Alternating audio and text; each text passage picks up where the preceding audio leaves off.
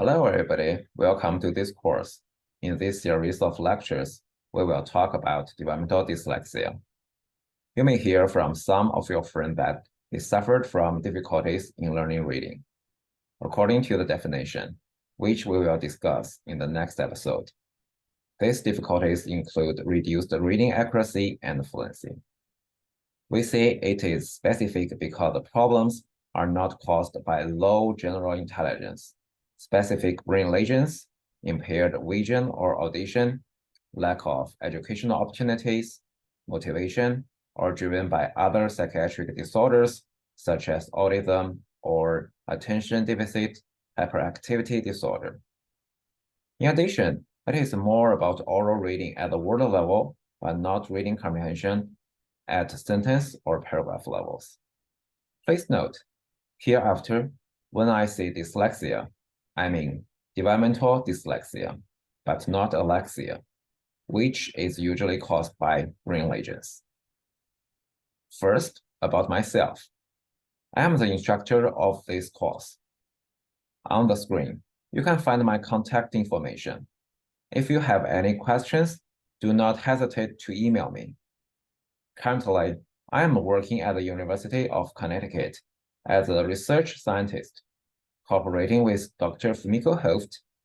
My research interest is quite broad, among which I feel the most exciting part is understanding the brain mechanisms underlying typical reading development and dyslexia at the individual level. In this introductory episode 0, I would like to give you an overview of this course, especially what will be covered.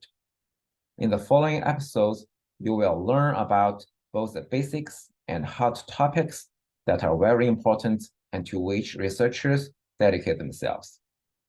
Specifically, in episode 1, you will learn essential information about dyslexia, such as the definitions given by DSM-5, IDC-11, and IDA, the International Dyslexia Association, and the prevalence in different languages. You will also learn popular hypotheses researchers developed to explain how such problems happen, including the phonological deficit theory and the multi-deficit model. But here, we will just take a glance because all the hypotheses are based on the evidence at cognitive, neural, and genetic levels. After introducing more empirical research, we will return to this topic, which will be in episode 5. At that time, you will have a much clearer idea about what specific hypotheses talk about. In the second episode, we will cover the cognitive deficits observed in individuals with dyslexia. We will also learn that some of these disorders can be found before children receive formal literacy instructions. For example, at kindergarten or even earlier. If you have heard it before, you may know that scientific research has 4 goals: description, explanation, prediction, and control. So, when we talk about cognitive deficit and precursors, they are in fact more at the description level. In other words, these studies aim to describe what is going wrong in affected individuals. Sometimes, scientists may also go to the explanation level to develop a theory. However, since reading is very complex, uncovering the underlying mechanisms is also challenging. Fortunately, scientists started using neuroimaging techniques, including EEG, MEG, and MRI. Since then, we have been able to talk more about the mechanisms at the brain level. Thus, in episode 3, we will go one step further to discuss evidence revealed by neuroimaging research. The 2 most used tools will be introduced. One is ERP, which has advanced temporal resolution. The other is MRI, which provides advanced spatial resolution. In this episode, we will first learn about several brain networks for reading processing, then the functional and structural features accompanying reading development, and finally, their impairments in dyslexia.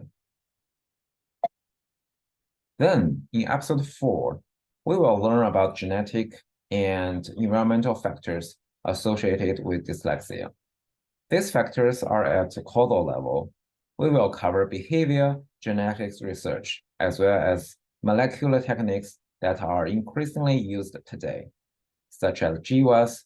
We will also learn about environmental factors during the prenatal period, infancy, pre-literate stage, and school age that can influence reading performance differently. It should be noted that a single study cannot address even a simple research question completely. But when we put evidence from multiple levels together, we can have a more profound and comprehensive understanding of the whole picture of the root cause of dyslexia and its characteristics across development. So, in episode 5, we will summarize and synthesize the evidence and, as mentioned before, talk about specific hypotheses again. Of note, all these studies are at the description and explanation levels.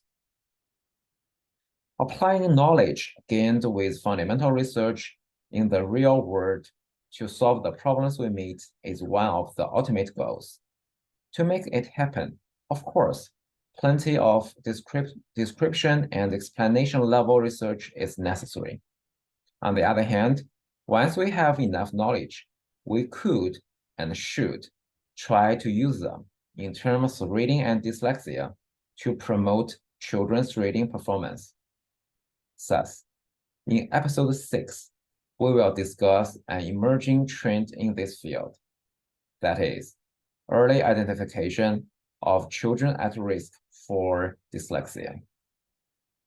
As we will see later, demographic, cognitive, neurobiological, and genetic information can all be included in the model to increase prediction accuracy. You can easily tell that such type of research is at the prediction level.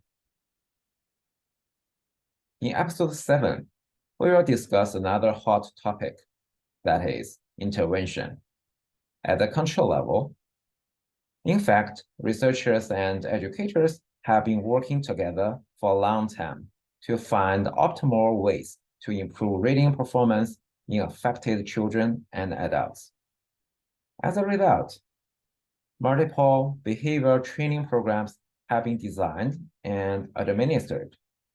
Nowadays, people are trying to put these valuable ideas into apps that can be easily delivered with the smartphones and tablet. Else, in this way, change in performance can be tracked more effectively, and feedback can be given in time. Additionally, people are trying to take advantages of neuroimaging tools. One way is to use neuroimaging extracted measurement as a training target and indicator, which can be more objective than behavior testing scores. The other way is to use neuromodulation tools, such as TMS, which have been proven to be safe and demonstrated to be capable of improving task performance. In the first 7 episodes, we talk about the findings. Since specific research teams conducted these studies, it is worth knowing who they are and what they did, have been doing, and plan to do. Thus, in the final episode, I will introduce some giants in this field, especially how they develop specific theories and update them by conducting further studies. We will also learn about what questions remain open and the future directions. At last, let's go back to the course outline so you can have a general idea about what you will learn. The field of reading and dyslexia is quite large.